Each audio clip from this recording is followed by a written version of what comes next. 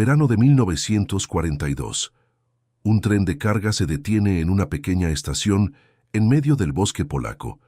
Las puertas de los vagones se abren de golpe y cientos de personas caen hacia afuera, agotadas, deshidratadas, asustadas. Llevan días encerradas sin agua, sin comida, sin saber a dónde van. Al bajar ven flores en la plataforma, letreros con nombres de ciudades, un reloj grande en la pared, un hombre con uniforme de empleado ferroviario que les da instrucciones con voz tranquila. Todo parece indicar que esto es una parada más en el camino, un lugar de tránsito, un trámite antes de continuar. Hay bancas de madera para esperar. Hay señales que indican la dirección hacia baños y vestuarios. Los guardias no corren ni gritan, al menos no todavía. La escena entera transmite orden, normalidad, temporalidad, pero hay algo que no cuadra. El reloj que está colgado en la fachada siempre marca la misma hora, sin importar cuánto tiempo pase. Las flores en los maceteros nunca se marchitan porque son de plástico. Los letreros con nombres de ciudades apuntan hacia destinos que no existen en ningún mapa real. Y el hombre con uniforme de ferroviario no es un empleado, es un guardia nazi disfrazado, entrenado para actuar con calma, para responder preguntas con mentiras convincentes, para hacer que la gente siga moviéndose en la dirección correcta sin alarmarse. Este lugar tiene nombre, Treblinka, y lo que espera detrás de sus cercas de madera y alambre de púas no es un campo de trabajo, no es un alojamiento temporal, no es el principio de algo, es el final. En esta pequeña estación falsa, construida con el único propósito de engañar, comenzaba el camino hacia las cámaras de gas más mortíferas que el régimen nazi construyó en toda la Segunda Guerra Mundial. Entre julio de 1942 y octubre de 1943, aproximadamente 900.000 personas llegaron a Treblinka en trenes. La gran mayoría de ellas murió en las 2 horas siguientes a bajarse del vagón. 900.000 personas. Para dimensionar ese número de otra manera, es más que la población entera del estado de Colima, o de Campeche, o de Nayarit. Una cantidad enorme de seres humanos con nombres, con familias, con historias, con sueños, con trabajos, con hijos, con padres, con amigos, eliminados en 13 meses dentro de un bosque que la mayoría del mundo no conocía que existía. Hoy vamos a hablar de los 5 errores letales que llevaron a esas personas directo a las cámaras de gas. Y antes de que eso suene injusto o cruel, hay algo que es absolutamente necesario aclarar desde el principio. Estos no fueron errores de las víctimas en el sentido de que ellas hicieron algo malo. Fueron trampas. Trampas diseñadas por personas inteligentes y frías que habían estudiado cómo funciona la mente humana y habían construido un sistema que explotaba exactamente las cosas más humanas que tenemos: la esperanza, la confianza, el amor a la familia, el apego a lo que es nuestro y la incapacidad de imaginar el mal en su forma más extrema. Entender estos errores no es culpar a quienes murieron. Es entender con la mayor claridad posible el nivel de perversión y planificación que hizo posible uno de los crímenes más grandes de la historia de la humanidad. Si valoras conocer estas historias que muchos prefieren olvidar, suscríbete al canal. Así es como logramos seguir trayendo estos relatos importantes. Y si puedes, deja un like y activa las notificaciones, porque desafortunadamente aún hay mucho de lo que necesitamos hablar. Para entender por qué Treblinka fue lo que fue y por qué funcionó de la manera en que funcionó, necesitamos retroceder al año 1941.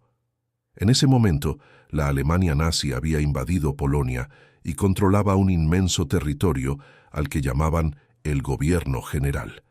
Dentro de ese territorio vivían millones de judíos, muchos de ellos encerrados en guetos, que eran barrios cercados donde los nazis obligaban a vivir a la población judía en condiciones de hacinamiento y hambre extrema. El gueto de Varsovia, el más grande de todos, llegó a tener más de 400.000 personas viviendo en condiciones de pesadilla, con raciones de comida tan pequeñas que el hambre y las enfermedades mataban a decenas de personas cada día.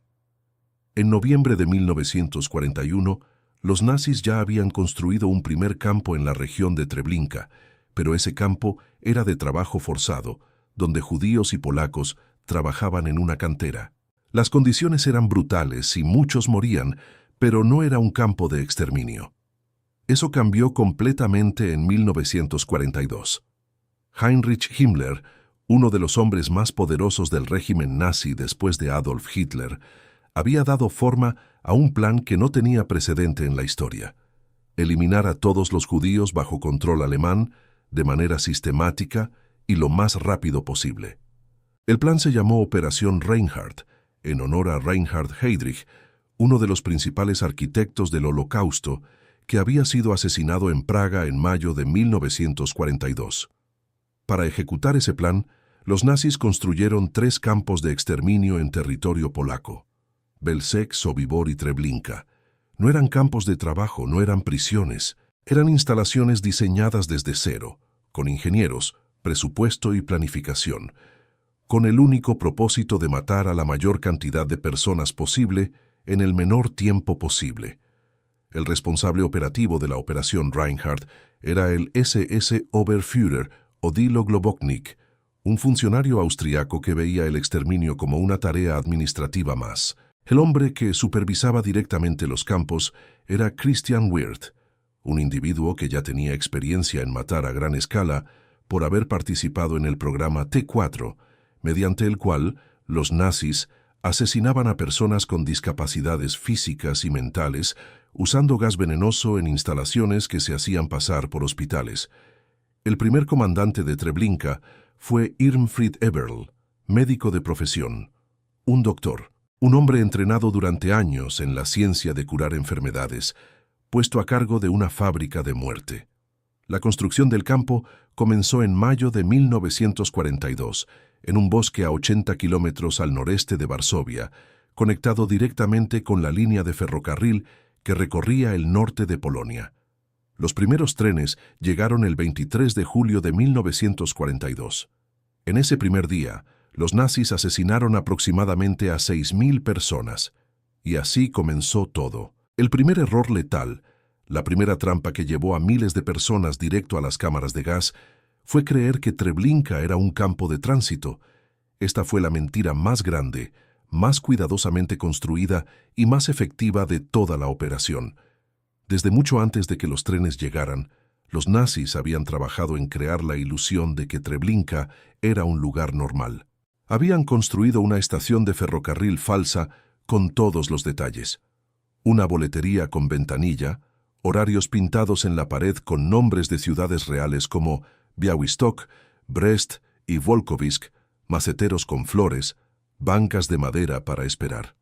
Habían instalado un reloj grande en la fachada del edificio, aunque ese reloj nunca funcionó porque no importaba la hora, importaba la ilusión. Un hombre con uniforme de jefe de estación salía a recibir los trenes con una tablilla en la mano, como si estuviera registrando llegadas y salidas de pasajeros comunes.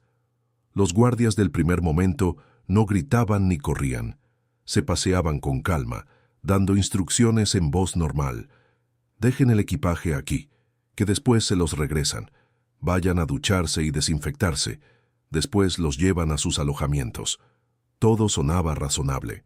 Todo sonaba como algo temporal que podía aguantarse porque iba a terminar pronto. Y esa sensación de que había un después, de que existía un mañana al otro lado de ese trámite, era exactamente lo que los nazis necesitaban para que el proceso funcionara sin interrupciones ni resistencia organizada. La lógica era tan simple como brutal. Una persona que cree que tiene un futuro no pelea por su vida en ese momento. Una persona que cree que hay un procedimiento que seguir, que hay una lógica detrás de lo que le está pasando, obedece, sigue las instrucciones, avanza por el camino que le señalan, y al avanzar por ese camino, se metía sola dentro de la máquina que los nazis habían diseñado para matarla. Lo más perturbador de esta trampa es que funcionó mes tras mes, tren tras tren, durante más de un año. Personas que llegaban en 1943, casi un año después de que el campo empezara a operar, seguían bajando del vagón con la esperanza de que aquello fuera un campo de trabajo. Samuel Willenberg, que llegó a Treblinka en octubre de 1942 con 19 años, recordó que cuando bajó del tren, lo primero que vio fueron las flores, el letrero de la estación y los guardias caminando con calma, y pensó que quizás no era tan malo como decían los rumores. Esa esperanza, que era completamente natural y completamente humana, fue la primera trampa. La esperanza fue el arma más efectiva que los nazis tenían en Treblinka, y la habían construido con flores de plástico y un reloj que no avanzaba. El segundo error letal fue confiar en las personas que parecían ser de los tuyos. Cuando alguien bajaba del tren en Treblinka y miraba a su alrededor, además de los guardias alemanes y ucranianos con sus uniformes y sus rifles, veía a otro grupo de hombres que eran diferentes. Estos hombres llevaban brazaletes azules cosidos en el brazo. Hablaban en yidis, en polaco, en checo.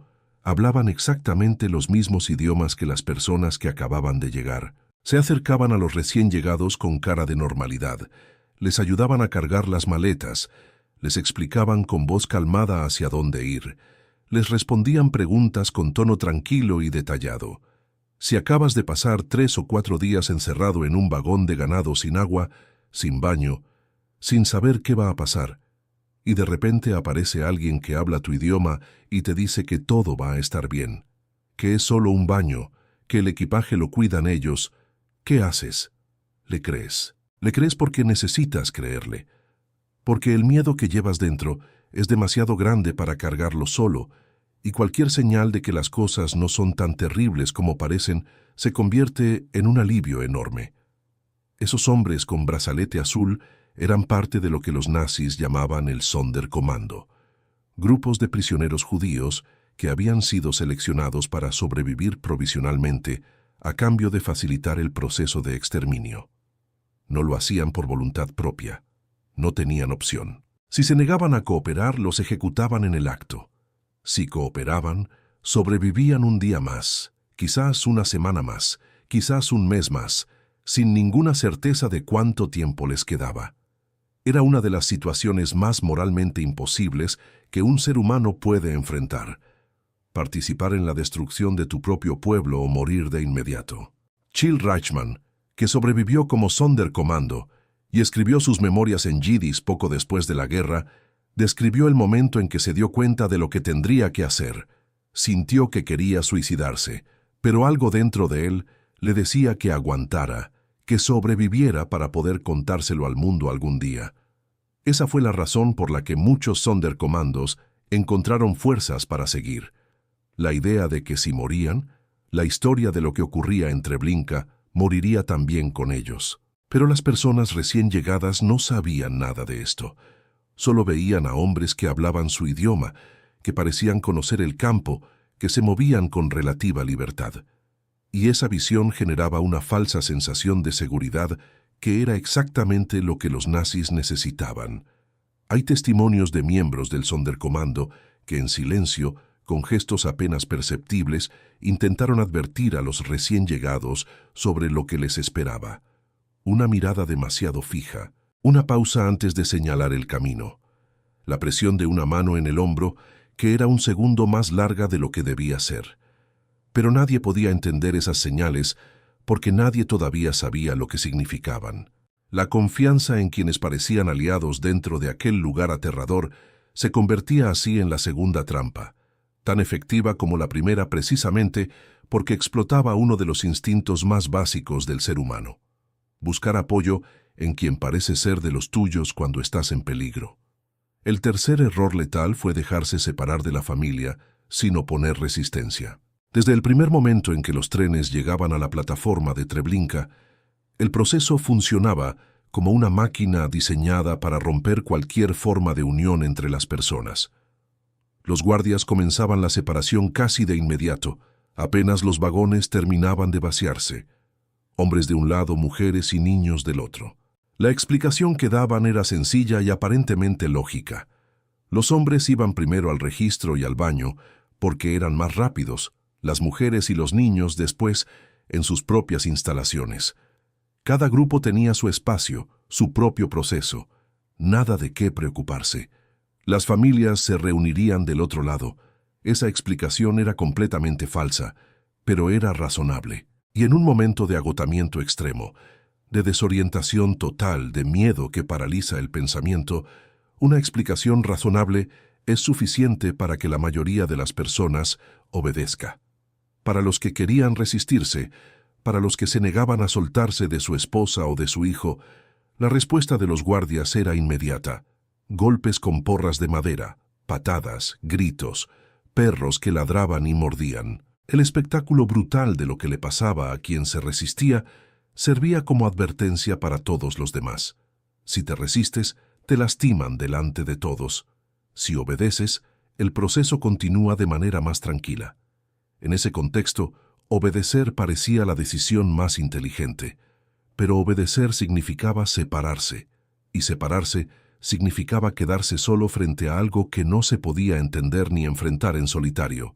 La lógica que había detrás de esta separación era exactamente lo que los nazis habían calculado. Un grupo unido puede organizarse, puede hablar entre sí, puede identificar peligros y crear planes aunque sean pequeños. Un grupo de individuos solos y aterrorizados solo puede seguir moviéndose en la dirección que le señalan. Además, la separación rompía el instinto de proteger a los seres queridos, que es una de las fuerzas más poderosas que existen. Un padre que ya no sabe dónde está su hijo no puede pensar en nada más que en encontrarlo. Una madre que acaba de perder de vista a su bebé no está pensando en escapar, está pensando en reunirse, y esa búsqueda desesperada de los seres queridos los mantenía moviéndose hacia adelante, siguiendo las instrucciones, esperando que en algún punto del proceso la familia se reuniera de nuevo. El punto de reunión nunca llegaba. La separación era definitiva. Y los nazis lo sabían desde el principio. El cuarto error letal fue entregar las pertenencias sin resistencia. Una vez que los grupos eran llevados al área de vestuario, el siguiente paso del proceso era quitarles todo lo que tenían.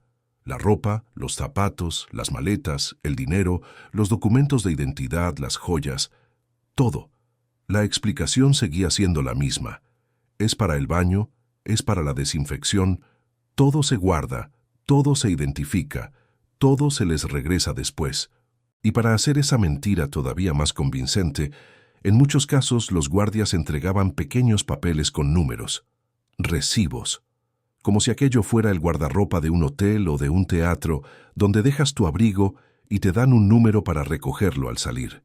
Esos recibos eran uno de los detalles más perversos de toda la operación, porque un recibo implica una transacción que tiene dos partes, la entrega y la devolución. Si te dan un recibo, hay un después. Si hay un después, este momento termina en algún punto. Si termina, vale la pena aguantar y no hacer nada que llame la atención. El recibo era una promesa de continuidad hecha en papel, una promesa que nunca se iba a cumplir, pero que en el momento en que se entregaba, funcionaba como un ancla psicológica poderosa. Los vestuarios donde ocurría este proceso estaban diseñados con mucho cuidado para mantener la ilusión. Tenían bancos de madera y filas de ganchos numerados en las paredes. Algunos tenían espejos. Había ventanas, aunque por dentro estuvieran bloqueadas. Había letreros con instrucciones en varios idiomas: yidis, polaco, alemán, checo. Algunos vestuarios tenían incluso una estrella de David pintada sobre la puerta, lo que sugería que las instalaciones estaban gestionadas por autoridades de la propia comunidad judía. Una mentira más dentro de la mentira general. Los guardias repartían trozos de jabón a quienes parecían más nerviosos o más desconfiados. Un trozo de jabón, algo tan pequeño, tan cotidiano, tan inocente, que al recibirlo la mente de una persona se aferraba a él como evidencia de que aquello era lo que decían que era, un baño. Y al quitarse la ropa y dejar las maletas, las personas entregaban también los últimos recursos que podrían haber servido para un intento de escape. Dinero que podría haber sido usado para sobornar a algún guardia. Documentos que podrían haber servido para asumir una identidad falsa. Ropa con la que podría haberse intentado mezclarse entre la población civil. Todo desaparecía en cuestión de minutos, clasificado y empacado por equipos de sondercomandos que trabajaban a toda velocidad. Los nazis tenían un sistema muy organizado para gestionar ese saqueo masivo. La ropa buena iba a un almacén para enviarse a Alemania, el dinero y las joyas a otro, el cabello de las mujeres era cortado antes de entrar a las cámaras de gas y vendido a fábricas textiles, los dientes de oro se extraían de los cadáveres y se fundían. Incluso en la muerte, las víctimas eran explotadas económicamente hasta el último recurso posible. Los archivos de las SS registran toneladas de ropa y millones de marcos en efectivo y metales preciosos que salieron de Treblinka rumbo a Alemania durante los 13 meses de operación. El exterminio debía ser rentable, y lo era. El quinto error letal, el más complejo de todos y el más difícil de explicar sin caer en la injusticia, fue no creer lo que ya se sabía. Para el verano de 1942, cuando Treblinka comenzó a operar, había información circulando sobre lo que los nazis estaban haciendo con los judíos. No era mucha información. No era fácil de obtener. No llegaba por los canales normales de noticias porque los nazis controlaban la prensa y castigaban con la muerte a quien difundiera rumores. Pero existía. Algunas personas que habían escapado o sobrevivido a las primeras deportaciones habían logrado enviar mensajes de advertencia. Miembros de los movimientos de resistencia polacos habían documentado testimonios y los habían transmitido al gobierno polaco en el exilio en Londres, que a su vez había intentado alertar a los gobiernos aliados. La agencia judía en Palestina había recibido reportes. En los guetos, sobre todo en el de Varsovia, circulaban rumores sobre lo que ocurría en los campos del este. Había personas que habían escuchado que los trenes no regresaban, que de los campos de trabajo nadie mandaba cartas, que las deportaciones eran en realidad algo mucho más oscuro de lo que el régimen admitía. Y aún así, la gran mayoría de las personas que llegaron a Treblinka no creía en el fondo de su mente que lo que les esperaba fuera la muerte inmediata. No porque fueran ingenuas, no porque fueran cobardes, sino porque lo que estaba ocurriendo en Treblinka era algo tan completamente fuera de cualquier experiencia humana anterior, tan imposible de imaginar dentro de los parámetros de lo que una mente civilizada puede concebir, que simplemente no cabía en ningún marco de referencia conocido. Piénsalo por un momento. ¿Cómo podía creer una persona que vivía en el siglo XX, en Europa, rodeada de universidades y hospitales y orquestas y libros y todas las marcas de la civilización moderna, que el gobierno de su país había construido instalaciones industriales diseñadas exclusivamente para asesinar seres humanos en masa, como si fueran piezas en una línea de producción? ¿Cómo imaginar que había ingenieros que habían dibujado los planos de las cámaras de gas, que había burócratas que habían calculado la capacidad diaria de exterminio, que había trenes con horarios específicos para garantizar un flujo constante de víctimas? La escala de lo que ocurría en Treblinka no tenía precedente en toda la historia de la humanidad. No había palabras para describirlo en los idiomas que hablaban las víctimas. No había categoría mental donde colocarlo, y los nazis lo sabían, contaban con eso. El diseño de toda la operación asumía que las víctimas llegarían incapaces de creer lo que les esperaba, porque creerlo habría requerido imaginar un nivel de maldad organizada que ninguna mente sana querría imaginar. Richard Glasar, un judío checo que sobrevivió a Treblinka y escribió sus memorias décadas después, lo describió de manera perfecta cuando dijo que cuando finalmente comprendió dónde estaba y lo que iba a pasar, ya era demasiado tarde. El teatro de la llegada había funcionado hasta el último segundo, y en ese espacio entre la sospecha y la certeza, entre el miedo y la esperanza, Treblinka hacía su trabajo. Pero para entender completamente lo que era Treblinka, hay que entender también cómo estaba construido físicamente, porque la arquitectura del campo no era casual. Era parte de la trampa. El campo estaba dividido en dos zonas principales: la zona de recepción, donde llegaban los trenes y donde ocurría todo el proceso de engaño con la estación falsa, el vestuario y la separación de familias, y la zona de exterminio, donde estaban las cámaras de gas y las fosas donde se enterraban y después se quemaban los cuerpos. Estas dos zonas estaban separadas por cercas de madera y árboles plantados específicamente para bloquear la visión. La transición entre la zona de recepción y la zona de exterminio ocurría a través de un pasillo estrecho que los nazis llamaban el Schlauch, que en alemán significa tubo o manguera. El Schlauch tenía entre 3 y 4 metros de ancho y aproximadamente 100 metros de largo.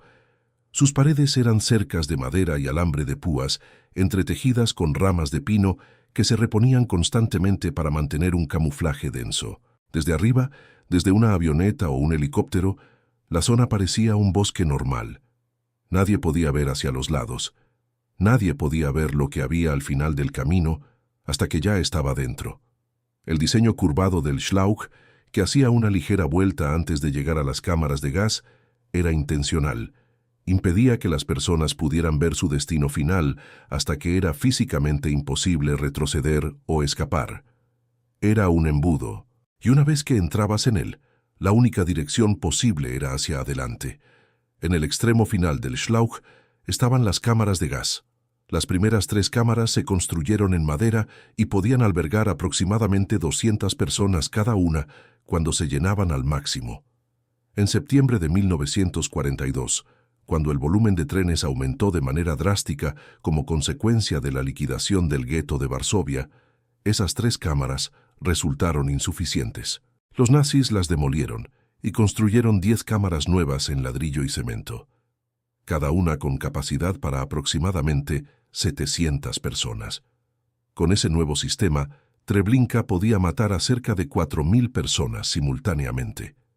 Las cámaras tenían duchas falsas instaladas en el techo, un motor diésel extraído de un tanque soviético capturado bombeaba monóxido de carbono a través de tuberías instaladas en las paredes. El gas incoloro e inodoro se une a la hemoglobina de la sangre con mucha mayor afinidad que el oxígeno, lo que impide gradualmente que el oxígeno llegue al cerebro y a los órganos vitales. La muerte tardaba entre 30 y 40 minutos. Jan Kielwiernik, carpintero polaco que sobrevivió al campo y publicó sus memorias en 1944, describió lo que escuchaba desde afuera mientras las cámaras estaban en funcionamiento. Los gritos de las víctimas se oían a gran distancia y se prolongaban durante unos 15 minutos, y luego venía el silencio. Ese silencio, decía Wiernik, era el peor sonido de todos. Los hombres que administraban y operaban Treblinka no eran monstruos en el sentido de que fueran seres extraños o imposibles de reconocer. Eran personas comunes con trabajos, con salarios, con familias. Franz Stangl, que llegó a ser el comandante más importante del campo a partir de agosto de 1942, era un hombre de Austria que antes de la guerra había sido oficial de policía. Aparecía todos los días en Treblinka con uniforme impecablemente planchado, botas lustradas hasta brillar, guantes blancos, montado en su caballo blanco. Se paseaba por el campo con una actitud de quien supervisa una operación industrial cualquiera. Sus subordinados lo describían como frío y eficiente, alguien que hablaba del exterminio en términos de productividad y capacidad. Después de la guerra, cuando fue capturado y juzgado en Alemania, Stangl justificó lo que había hecho, diciendo que él solo cumplía órdenes, que el sistema funcionaba con o sin él, que si no lo hacía, él lo hacía otro. Esas justificaciones, que suenan absurdas desde afuera, revelan algo importante sobre la psicología de los perpetradores. La burocracia y la cadena de mando funcionaban como un escudo que permitía a cada persona decir que su responsabilidad era mínima, porque solo hacía su parte. Nadie era responsable de todo. Cada quien era responsable de muy poco. Y así, el sistema completo funcionaba sin que ninguna persona individual tuviera que cargar con el peso total de lo que estaba haciendo. Su segundo al mando, Kurt Franz, apodado Lalka, que significa muñeca en polaco, por su cara juvenil y aparentemente inocente, era un hombre que entrenaba a su perro Barry para atacar a los prisioneros y supervisaba las operaciones diarias del asesinato en masa. Mantenía un álbum personal de fotografías del campo al que llamaba, según testimonios de sobrevivientes, los mejores tiempos de mi vida. Fue condenado a cadena perpetua en 1965. los guardias ucranianos que operaban las torres, que conducían a los prisioneros por el Schlauch, que operaban el motor diésel de las cámaras de gas, habían sido reclutados en campos de prisioneros de guerra soviéticos. Se les ofreció escapar de las condiciones de hambre y muerte de esos campos a cambio de entrenar y servir como auxiliares. Muchos aceptaron. Iván Marchenko, conocido por los prisioneros como Iván el Terrible, operaba el motor diésel de las cámaras con una crueldad que los sobrevivientes describieron con horror. Prolongaba deliberadamente el proceso, hacía funcionar el motor de manera irregular para extender la agonía de las personas encerradas dentro. Abraham Goldfarb, uno de los sobrevivientes, testificó después de la guerra que Iván golpeaba a las personas con un tubo de hierro y disfrutaba cada momento de ello. Lo más perturbador, sin embargo, no es la brutalidad de personajes como Marchenko. Lo más perturbador es la normalidad de los demás, la de los funcionarios que procesaban los documentos, la de los ingenieros que diseñaban las mejoras técnicas, la de los contadores que llevaban el registro de las muertes como si fueran unidades de producción. Pero Treblinka no fue solo exterminio y obediencia ciega. Fue también el escenario de uno de los actos de valentía colectiva más extraordinarios de toda la Segunda Guerra Mundial. Los hombres del Sonderkommando, esos mismos prisioneros que habían sido obligados durante meses a facilitar el proceso de exterminio, que habían cargado cadáveres y vaciado cámaras de gas y clasificado la ropa de los muertos, que habían perdido a sus familias y sus amigos en ese mismo lugar donde trabajaban cada día, decidieron en el verano de 1943 que preferían morir peleando a seguir viviendo como engranajes de una máquina de muerte. El levantamiento se planeó en secreto durante semanas. Los organizadores principales incluían a Jan Kiel Wernick, que gracias a su trabajo como carpintero tenía libertad de movimiento por todo el campo y pudo actuar como mensajero entre los diferentes grupos. El plan consistía en robar armas de la armería del campo en pequeñas cantidades durante días, escondiendo rifles y granadas entre la ropa y en las paredes de los barracones.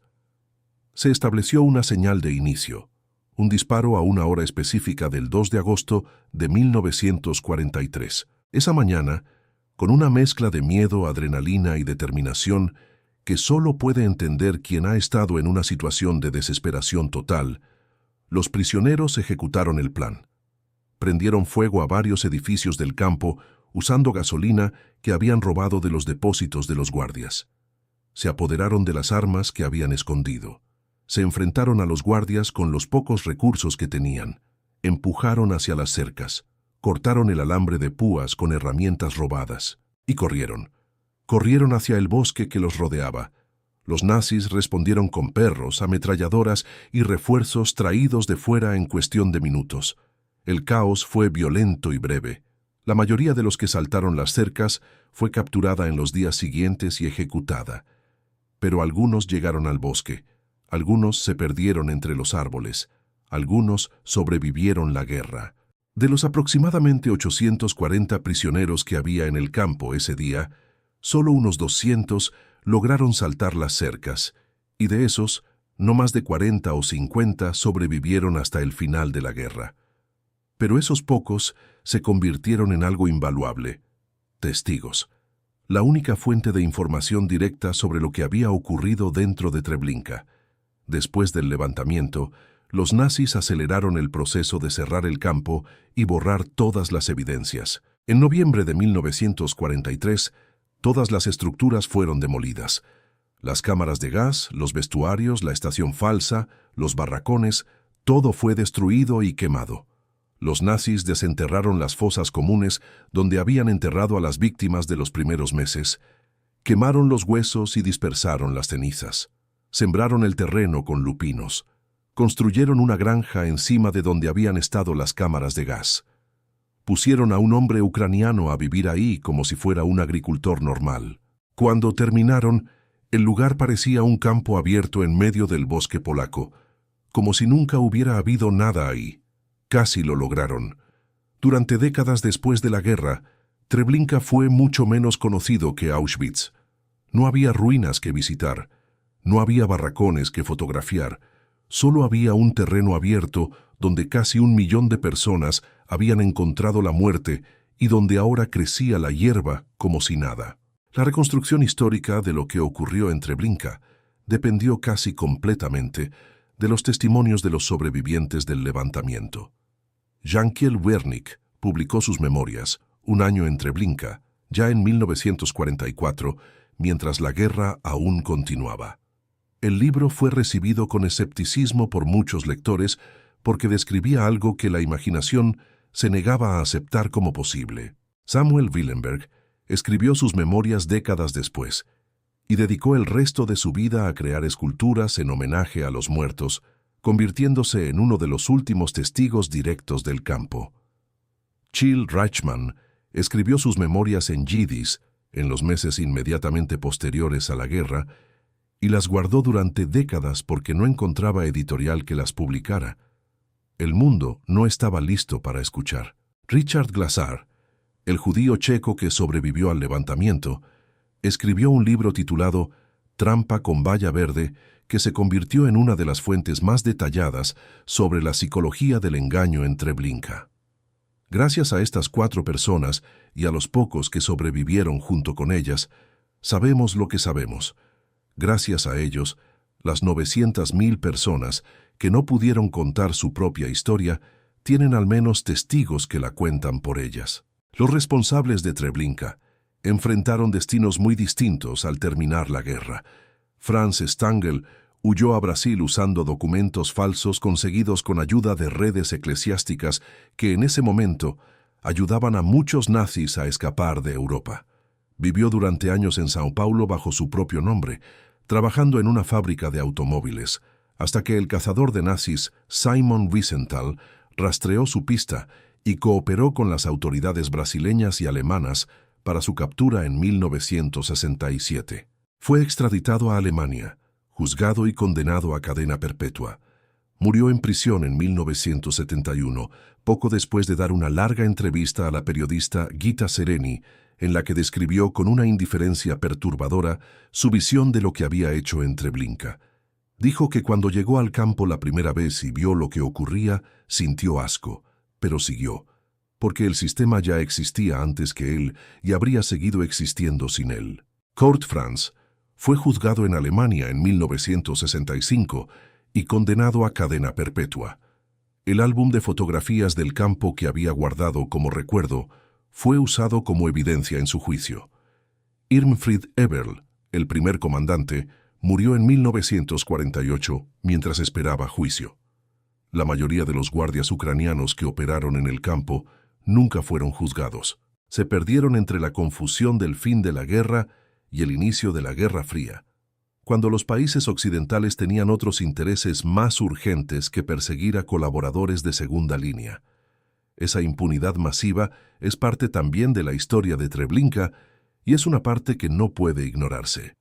La justicia fue parcial, tardía y completamente insatisfactoria para la inmensa mayoría de las familias de las víctimas. Pero los juicios que sí ocurrieron dejaron registros invaluables. Transcripciones donde los perpetradores describían con frialdad clínica los detalles técnicos de las operaciones, cuántas personas cabían en cada cámara, cuánto tiempo tardaba el proceso, cómo se organizaban los turnos de trabajo. Habían aprendido a ver el exterminio como un problema de logística, como algo que podía optimizarse y mejorarse. Eso es lo que los hace diferentes a los asesinos comunes. No era pasión ni odio descontrolado, era administración. Hoy, en el lugar donde estuvo Treblinka, hay un monumento. Piedras simbólicas de diferentes tamaños marcan el área donde estuvieron las cámaras de gas. Hay una gran piedra central con el nombre del campo grabado. Hay árboles y silencio. El lugar es visitado cada año por miles de personas que vienen a recordar, a aprender, a rendir homenaje. Pero durante muchos años, antes de que se construyera ese monumento, el lugar fue simplemente un terreno vacío en medio del bosque polaco, donde la hierba crecía sobre los huesos de casi 1 millón de personas que el mundo había preferido olvidar. La reconstrucción de la memoria de Treblinka fue lenta y dolorosa, y dependió del coraje de los sobrevivientes que se atrevieron a hablar cuando el mundo no quería escuchar. La película Shoah de Claude Lanzmann, estrenada en 1985, fue uno de los primeros documentos cinematográficos que llevó los testimonios de los sobrevivientes de Treblinka a una audiencia masiva. En esa película, hombres que ya tenían 70 y 80 años regresaban al lugar donde había estado el campo y describían con detalle lo que habían vivido ahí. Algunos lloraban, algunos no podían terminar las frases, pero hablaban, porque sabían que si no lo hacían ellos, nadie más podría hacerlo. Volvamos a esa imagen inicial, ese tren que se detiene en la pequeña estación falsa, esas puertas que se abren, esa gente que baja con sus maletas creyendo que hay una vida al otro lado del proceso, el reloj que siempre marca la misma hora, las flores que nunca se marchitan porque nunca estuvieron vivas. Los 5 errores que hemos recorrido en este relato: creer que era un campo de tránsito, confiar en quien parecía ser un aliado, dejarse separar de la familia, entregar las pertenencias y no creer lo que ya se sabía, no fueron errores morales de las víctimas. Fueron trampas construidas con ingeniería, con psicología, con recursos del Estado y con la frialdad de personas que habían deshumanizado a sus víctimas hasta el punto en que podían hablar de su exterminio en términos de eficiencia y productividad. El sistema nazi no necesitó monstruos para funcionar, necesitó burócratas que firmaran documentos, necesitó ingenieros que diseñaran cámaras, necesitó maquinistas que condujeran los trenes, necesitó contadores que llevaran el registro de las muertes. Necesitó una sociedad que mirara hacia otro lado mientras todo eso ocurría. Y necesitó que las víctimas fueran exactamente lo que eran: seres humanos con esperanza, con confianza, con amor por sus familias, con apego a sus pertenencias, con la incapacidad de imaginar el mal en su forma más extrema. Todas esas cualidades que hacen que alguien sea una persona buena fueron usadas como herramientas de su propia destrucción. Eso es lo que hace que la historia de Treblinka sea tan difícil de cargar. No solo la escala de la muerte, también la perfección del engaño. Entender esto no es un ejercicio académico, no es algo que se hace para pasar el rato o para satisfacer una curiosidad morbosa. Es una obligación con las 900.000 personas que no pudieron contar su historia, y con todos los que vinieron después y que podrían estar en peligro si el mundo olvida lo que puede pasar cuando el odio se organiza, se financia y se convierte en política de Estado. La historia no te pide que te limites a observar, te pide que aprendas, porque cuando olvidamos el pasado, condenamos al futuro a repetirlo. Sus palabras son monumentos más perdurables que cualquier piedra. Hay algo que pocas personas saben sobre la historia de Treblinka, y es lo que pasó después. No solo lo que ocurrió con los perpetradores que ya hemos mencionado, sino lo que ocurrió con la memoria misma del lugar, con la verdad, con el intento de hacer como si aquello nunca hubiera existido, porque los nazis, cuando empezaron a perder la guerra y entendieron que las tropas soviéticas avanzaban hacia Polonia, tomaron una decisión que dice mucho sobre su mentalidad. Antes de abandonar Treblinka, hicieron todo lo posible para borrarlo del mapa, no solo físicamente, sino de la memoria del mundo, y casi lo lograron. En noviembre de 1943, cuando las últimas estructuras del campo fueron demolidas y la tierra fue sembrada con lupinos y encima se construyó una granja, la apuesta era que nadie jamás podría probar lo que había ocurrido ahí, que sin edificios, sin documentos, sin evidencia física, las historias de los pocos sobrevivientes serían descartadas como invenciones o exageraciones. Esa apuesta estuvo muy cerca de funcionar. Durante los primeros años después de la guerra, cuando los sobrevivientes de Treblinka comenzaron a hablar, muchos de los que los escuchaban no les creían, no porque fueran personas malas o insensibles, sino porque lo que describían era tan extremo, tan completamente fuera de cualquier experiencia humana conocida, que la mente lo rechazaba. Jankiel Wernick publicó sus memorias en 1944, mientras la guerra todavía continuaba, y durante años muchos lectores las consideraron propaganda, exageración, el relato de alguien que había sufrido tanto que ya no podía distinguir la realidad de la pesadilla. Esa fue la segunda injusticia que sufrieron las víctimas de Treblinka. Primero les quitaron la vida y después les quitaron la credibilidad de su historia. Lo que cambió todo de manera definitiva fue el trabajo paciente y meticuloso de historiadores, arqueólogos y cineastas que durante décadas recogieron cada fragmento de evidencia disponible. El historiador israelí Yitzhak Arad dedicó años de investigación a documentar las operaciones de los 3 campos de la Operación Reinhard, y su trabajo académico fue el primero en ofrecer un análisis sistemático y riguroso de lo que había ocurrido en Treblinka, Belzec y Sobibor. Arad usó documentos alemanes fragmentarios que habían sobrevivido al intento de destrucción. Cruzó esa información con los testimonios de los sobrevivientes y construyó un mapa detallado de cómo había funcionado cada etapa del proceso de exterminio. Su trabajo no fue solo importante para la historia, fue importante para los sobrevivientes porque significaba que alguien con credenciales académicas estaba confirmando públicamente lo que ellos habían dicho durante años que nadie quería escuchar. Excavaciones arqueológicas realizadas en los años 60 en el terreno donde había estado el campo encontraron fragmentos de hueso humano, ceniza, pedazos de pertenencias personales, pequeños objetos que habían sobrevivido enterrados bajo la tierra durante 20 años. Esos objetos fueron la evidencia física que ningún argumento podía desestimar. La tierra no miente. La tierra guardó lo que los nazis intentaron destruir. Y luego llegó la película. En 1985, el cineasta francés Claude Lanzmann estrenó Shoah, un documental de 9 horas y media sobre el Holocausto que cambió para siempre la manera en que el mundo entendía lo que había ocurrido en los campos de exterminio. Lanzmann había pasado 11 años filmando entrevistas con sobrevivientes, con testigos polacos que habían vivido cerca de los campos y con algunos de los perpetradores.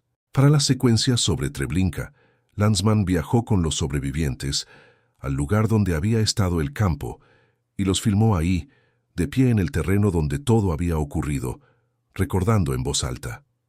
Uno de los momentos más poderosos de toda la película es cuando Abraham Bomba, un barbero polaco que sobrevivió a Treblinka porque cortaba el cabello de las mujeres antes de que entraran a las cámaras de gas, describe su trabajo con una calma que de repente se quiebra. Bomba intenta explicar cómo era entrar cada mañana al vestuario y hacer lo que le ordenaban hacer, y en un momento dado no puede continuar. Se queda en silencio. Lanzmann le pide que continúe. Bomba dice que no puede. Lanzmann insiste suavemente, y Bomba, con la voz rota, sigue hablando. Ese momento, ese instante en que un hombre de 80 años vuelve a ser el hombre de 30, que tuvo que aprender a sobrevivir dentro de una máquina de muerte, fue visto por millones de personas en todo el mundo y puso a Treblinka en el centro de la memoria colectiva del Holocausto, de una manera que ningún libro de texto había logrado antes, porque los libros de texto hablan de números.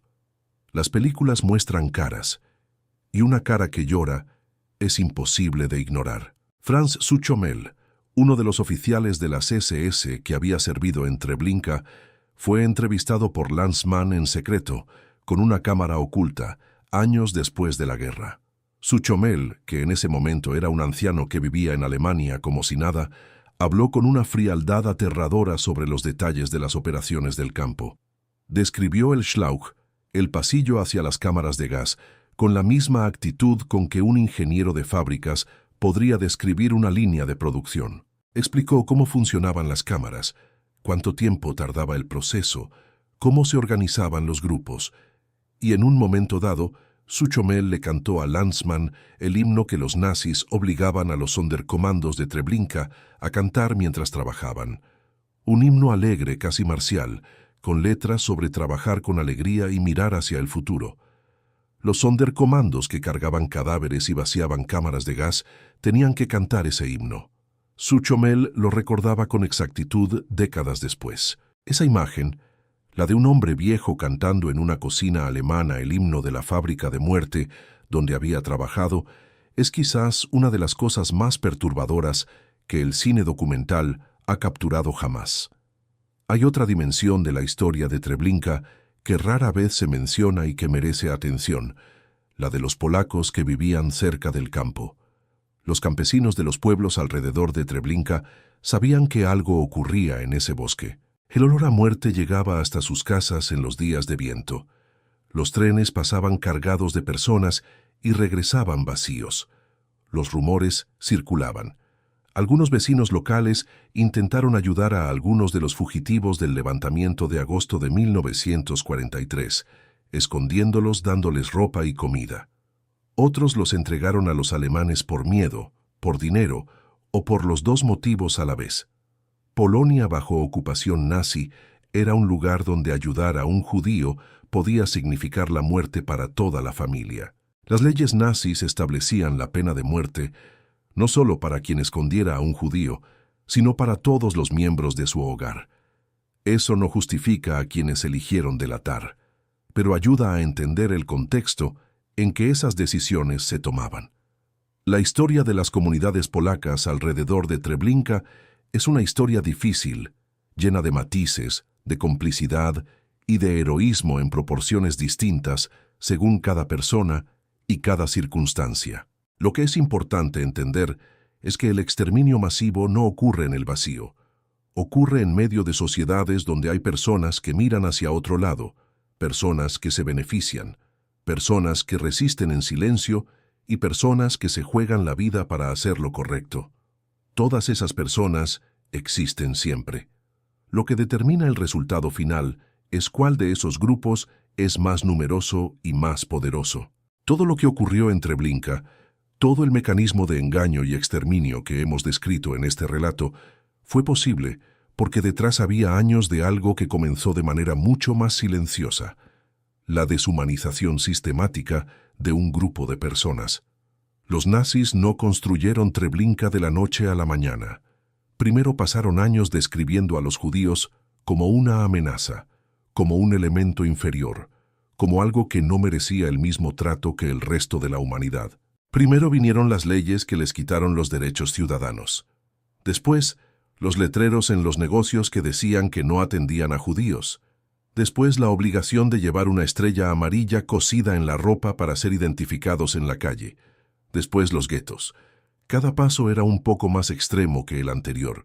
Cada paso normalizaba el siguiente. Y cuando finalmente llegaron los trenes hacia Treblinka, ya había suficiente distancia psicológica entre los perpetradores y sus víctimas como para que el exterminio pudiera presentarse como un problema logístico, como algo que había que resolver de manera eficiente. Esa es la lección más importante que Treblinka tiene para enseñar al mundo, y es una lección que no tiene fecha de vencimiento.